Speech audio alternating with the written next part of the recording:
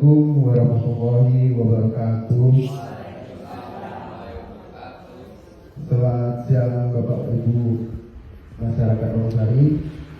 Pertama-tama mari kita bersyukur kita kepada Allah Subhanahu wa taala karena kita dapat berkumpul di sini dalam keadaan sehat untuk melaksanakan kegiatan sosialisasi yang merupakan bagian dari tugas mata kuliah kami. Perkenalkan, saya Zenak Perdana selaku moderator, dan di samping saya ada rekan-rekan saya yaitu saya Fatimah Tanggalo, saya Okta Terlestari. Kami akan membawakan sosialisasi dengan tema pengenalan hukum kriminologi. Kegiatan ini kami rancang tidak hanya sebagai tugas kampus, tetapi juga sebagai bentuk edukasi ringan kepada masyarakat atau teman-teman semua, agar lebih mengenal jenis-jenis tingkat kejahatan dan bagaimana hukum meresponnya. Sebelum kita mulai, mari kita doa bersama bagi kelancaran acara pada hari ini. Doa dimulai.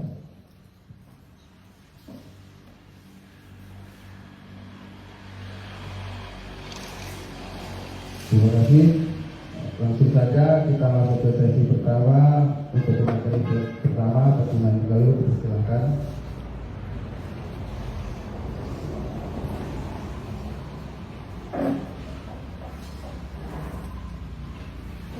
Assalamualaikum warahmatullahi wabarakatuh. Di sini saya akan membahas mengenai latar belakang dari kriminologi. Secara umum, kriminologi itu identik dengan pelaku yang tergolong tindak pidana. Tindak pidana di sini itu mengacu pada kegiatan yang dilarang oleh hukum, oleh orang atau suatu lembaga. Tujuan dari kriminologi juga merupakan agar kita bisa memahami kenapa seseorang melakukan tindak kejahatan, mencari cara agar kejahatan bisa dicegah, dan membantu membuat hukum serta kebijakan agar masyarakat jadi lebih aman dan tertib.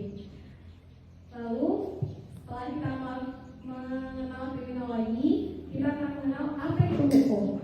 Hukum adalah aturan yang dibuat oleh pemerintah atau pihak berwenang yang harus ditaati oleh semua orang, dan jika dilanggar akan dikenakan sanksi. Dan hukum juga itu sistem norma yang dibuat dan ditegakkan oleh lembaga yang berwenang untuk mengatur tingkah laku manusia dalam bermasyarakat. Tujuan hukum adalah untuk menciptakan ketertiban, keadilan, dan kepastian hukum. Lalu kita akan masuk pada materi pertama, yaitu kejahatan. Kejahatan itu perbuatan manusia yang melanggar aturan dan norma yang berlaku di masyarakat, baik itu hukum, adat, dan juga nilai sosial. Perbuatan ini bisa merugikan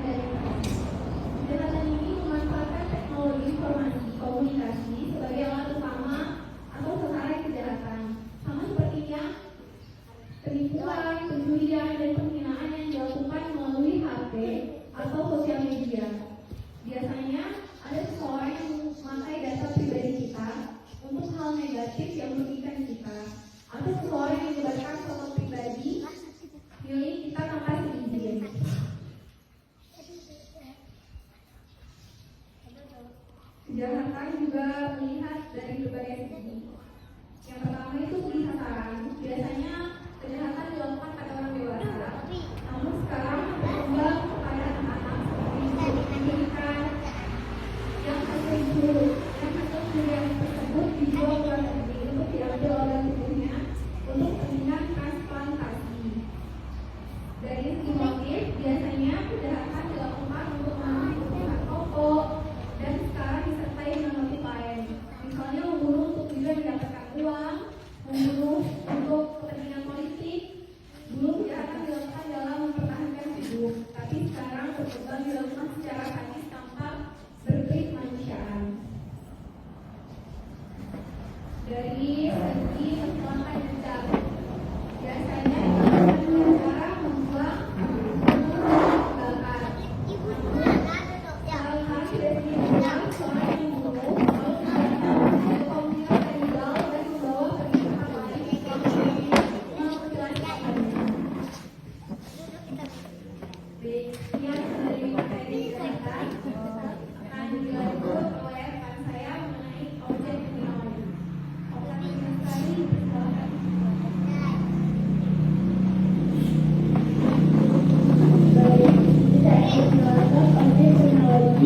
Tiga objek yaitu perilaku kejahatan, korban kejahatan, dan reaksi masyarakat terhadap kejahatan.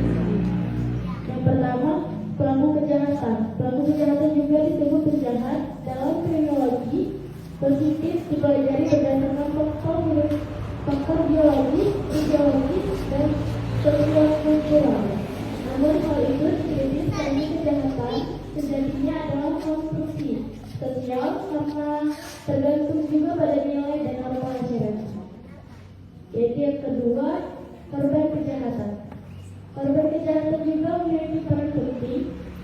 Terjadi kejahatan maka muncul bidang baru yang bernama victimologi yang fokus mempelajari korban, hak-hak, dan perlindungannya. Yang ketiga, reaksi masyarakat terhadap kejahatan. Terdapat dua reaksi, yaitu yang pertama, reaksi represif, yaitu tindakan yang diambil setelah kejahatan terjadi dan dilapor polisi atau proses hukum mulai pengadilan. Yang kedua, reaksi reaktif atau upaya pencegahan agar kejahatan tidak terjadi, kayak puluhannya atau pengawasan sosial. Baik, kita sudah bisa sampaikan. Selanjutnya materi perkenalan remaja akan dibacakan oleh rekan saya, Jiran Berdani.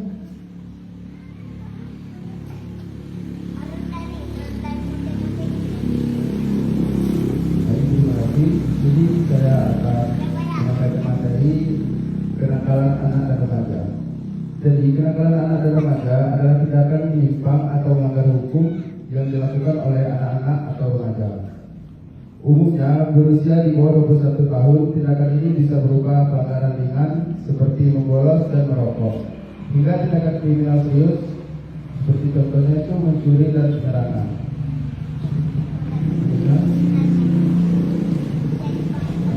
Terus di sini ada kenakalan remaja memiliki beberapa faktor, diantaranya satu, kontrol diri yang rendah sehingga remaja lebih impulsif, mudah frustasi, dan cenderung melanggar aturan.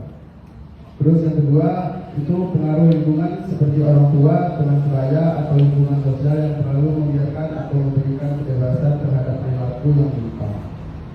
Untuk yang ketiga itu faktor kepribadian, termasuk kebutuhan untuk mencari pengakuan, menghindari rasa kecewa, atau melepaskan diri dari kebosanan. Terus yang keempat itu faktor biologis seperti kecanduan nikotin dan pengaruh rokok terhadap emosi dan konsentrasi. 5. Faktor sosial, budaya, dan politik seperti pengaruh iklan budaya populer serta lemahnya penegakan aturan. Untuk yang keenam itu faktor internal seperti gangguan psikologis, bawaan, atau trauma masa kecil. 7. Faktor sekolah, biasanya guru yang kurang berdedikasi bisa melemahkan motivasi belajar.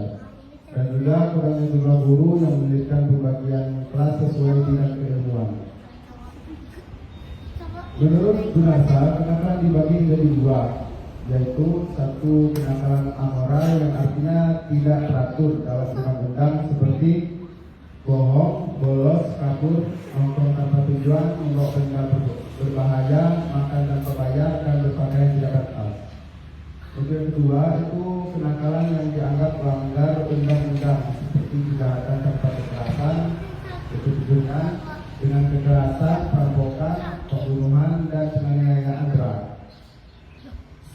Sering perkembangan zaman, jenis kenakalan sekarang berkembang dari ringan hingga berat.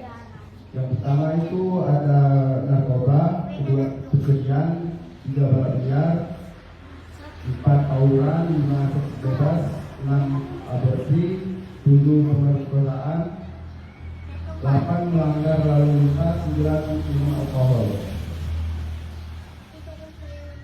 Apabila diuraikan, kenakalan remaja dalam perspektif kriminologi mengenai penyalahgunaan narkotika, maka perundang-undangan untuk memberantas narkoba Undang-Undang Nomor 5/97 dan Undang-Undang Nomor 22/97 juga dilengkapi dengan berbagai Permenkes, Peraturan Menteri Kesehatan antara lain tentang peredaran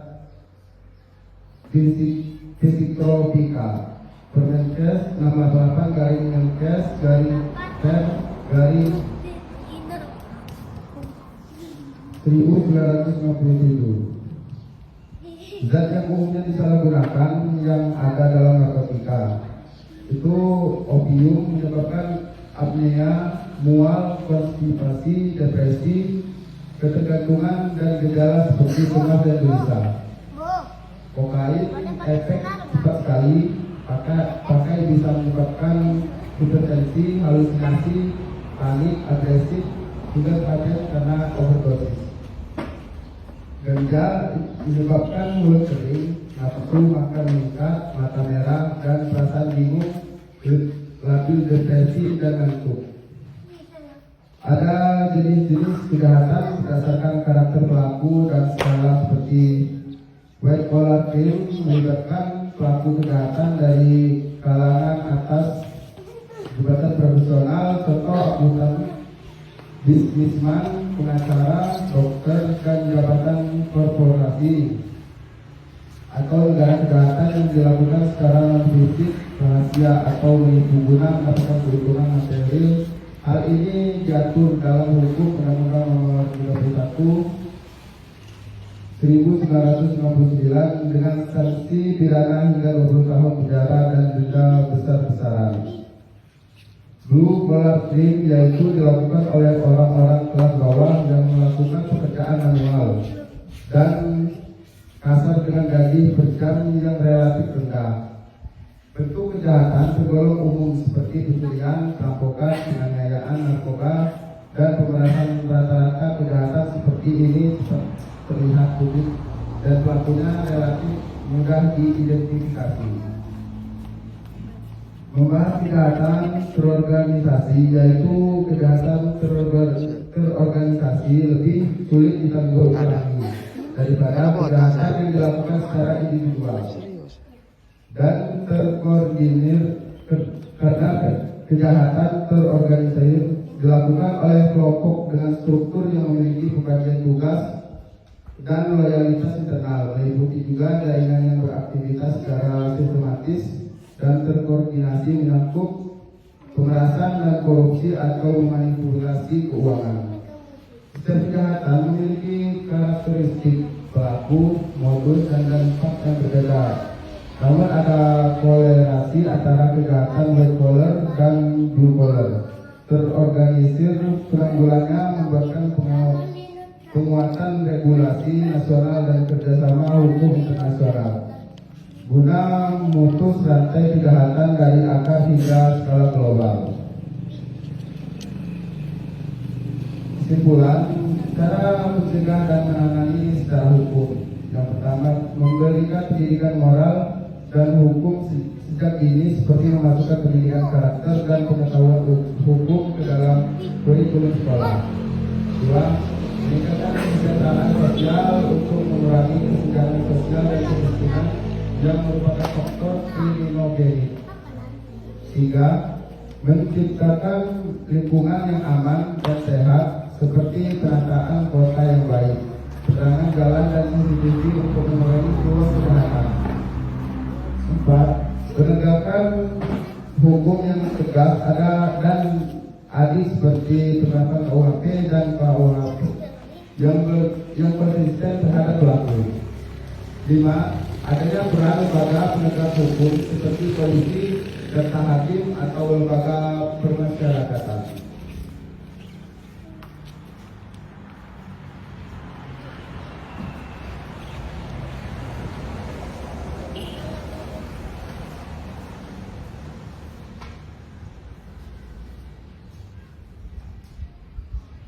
Baik, terima kasih. Sekarang kita masuk ke sesi tanya jawab. Apakah dari ibu atau bapak atau teman-teman ini yang mau menanyakan atau menanggapi berbagai pandangan? Dipersilakan.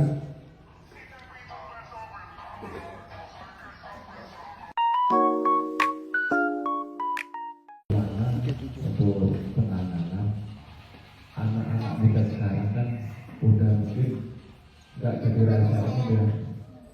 Untuk anak-anak usia remaja yang main-main slot itu kayak mana kira penanggulangannya? Jadi menurut saya, Bapak Ilham, dari pandangan saya untuk judul ini itu biasanya kabur Pak. Ya. Jadi kalau dia kabur itu mencetak itu terus Pak. Nah, jadi makanya sekarang ini ada PS Pak dulu dari Pak itu dia kabur main PS itu Pak. Jadi ya secara langsung ingin menangani judul itu Pak. Gitu. Ada beberapa teman-teman yang kenal itu juga Pak. Dia merasa jangan tuh kalau dia gabung dia nggak mau itu lagi juga itu lagi Pak. Gitu. Intinya jangan sendirian terus gitu Pak. Jadi nggak gabung gitu. Ada lagi Pak? Ini jadi pertanyaan dari Bapak tadi untuk peran pemerintah dan aparat Pak. Nah, jadi untuk perannya itu yang pertama itu harus bisa pemblokiran situs online, dan yang kedua itu kerjasama lintas sektor Kominfo, kepolisian dan dinas sosial sekolah. Yang ketiga itu pengawasan dan regulasi ketat terhadap konten digital yang mempengaruhi anak. Nah, itu untuk peran pemerintah dan aparat.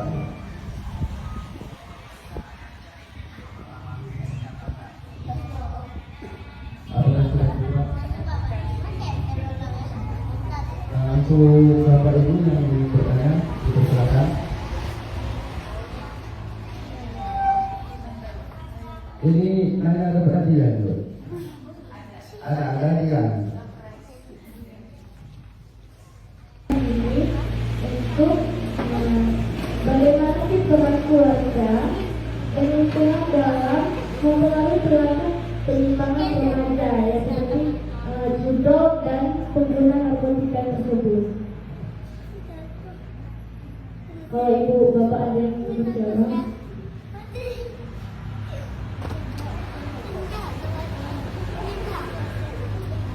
Seperti kayak misalnya ada ibu yang terkena judo atau saudara, bagaimana peran dalam keluarga itu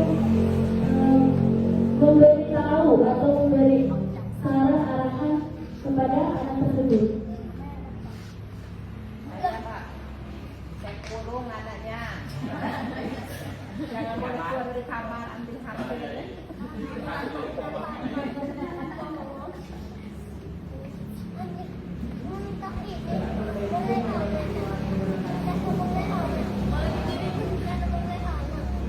Kalau saya pribadi, Mbak, kalau anak saya kurung, handphonenya saya ambil, jangan boleh kasih uang. Biar kalau bisa menjadi silat atau kayak mana. Terima kasih.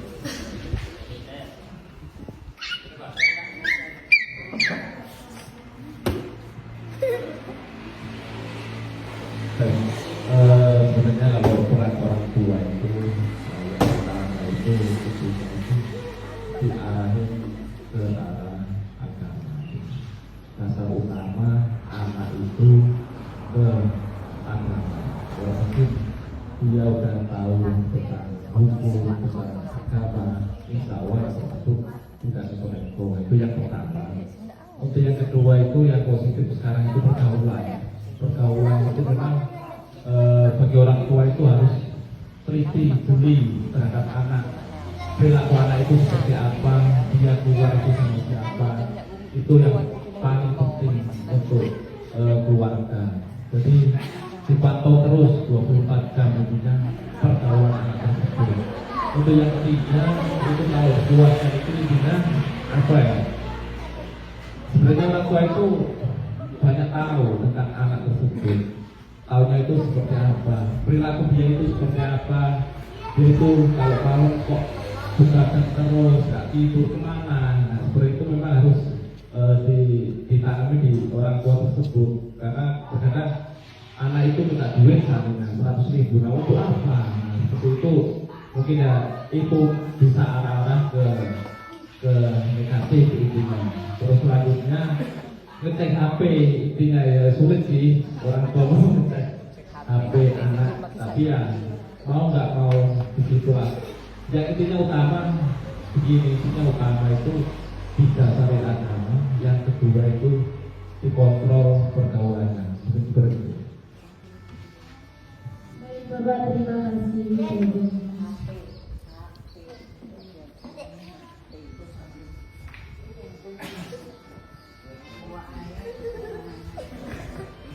Baik, ini ada sedikit hadiah yang tidak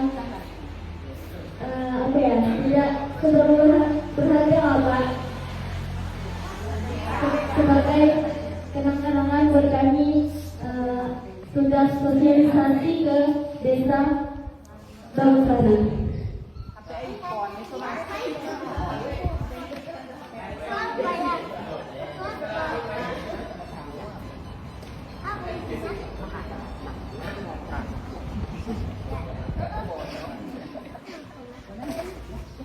Baik, di sini ada ibu atau bapak yang ingin bertanya. Dengan satu sesi lagi, dipersilakan.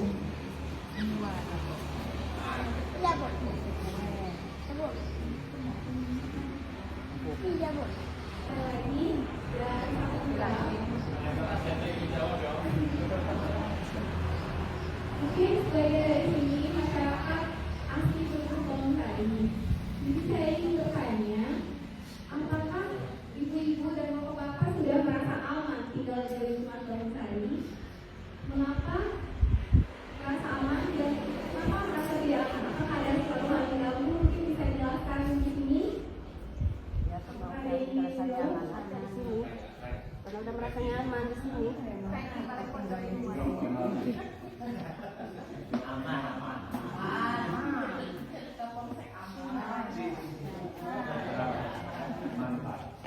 Ya memang bilang aman, tapi ternyata masih ada orang kemalingan. Saya bagaimana? Nah, secara mencari mungkin itu.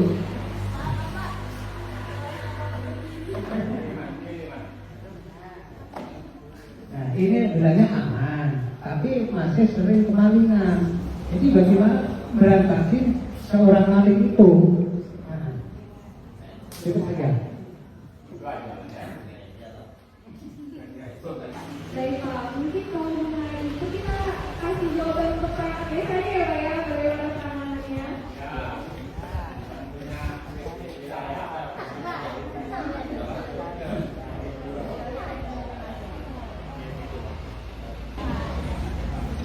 Assalamualaikum warahmatullahi wabarakatuh. Kami pertanyaan dari pelaksanaan hidup sudah nama tadi bagaimana? Hari ini kan di bawah saya coba kita bicara mengenai. Artinya begini, menyikapi hal-hal yang seperti itu adalah yang sangat awal bagi kita semua. aktifkan roda malam, rumah kita juga dibongkar orang. Artinya setidak-tidaknya kita tetap antisipasi, mensiasati bagaimanapun, walaupun rumah kita satu yang buat tetap bisa dibangun. Artinya nasib Pak. Karena maling itu tidak ada kalian terbakar, tidak ada tertaruh maling. Tapi artinya kita yang waspada, yang hati-hati saja. Kalau orang berselaka itu banyak dari jalan. Artinya gini, kita gerakan roda malam yang pastinya bukan karena kita harus keliling, harus kita ngambil kita, tetapi bagaimana kita mensiasati roda malam saatnya juga yang bulan malam. Kalau jam 7 sore, habis sholat kita roda malam jam 11 pulang ya kalau itu. Artinya roda malam itu bukan karena rumah kita dijaga, bukan. Minimal mengurangi kerawanan. Artinya kalau kita seperti itu.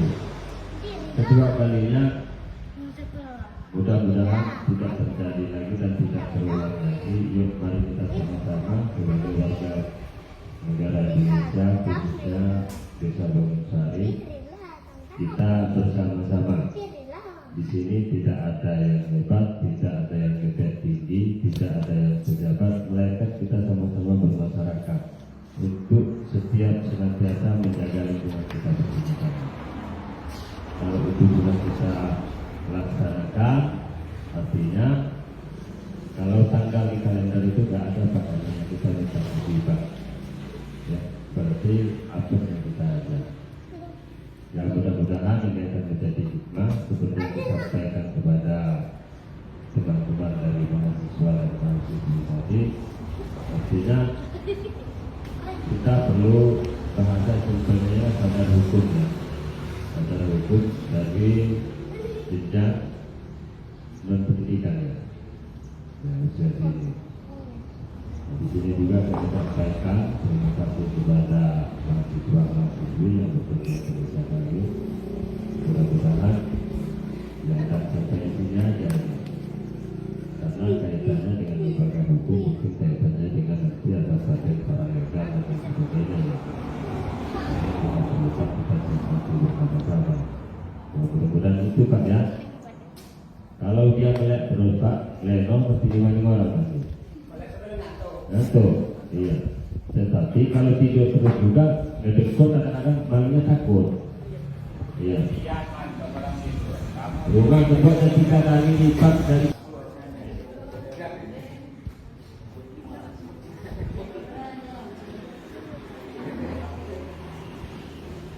Baik, terima kasih. Di sini adakah bapak atau ibu yang ingin bertanya lagi? Tapi ini hadiahnya ada dulu.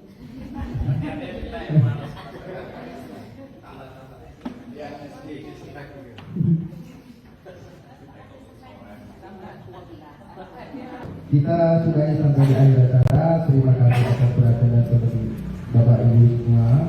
Semoga materi yang kami sampaikan bermanfaat dan bisa menambah wawasan kita tentang pentingnya memahami hukum, terutama dalam mencegah kejahatan di sekitar kita. Kami mohon maaf jika ada kekurangan dalam penyampaian atau dalam acara. Billahi taufiq wal hidayah. Wassalamualaikum warahmatullahi wabarakatuh. Pak Bu, ya izin di sini ada sesi foto sebentar Bu.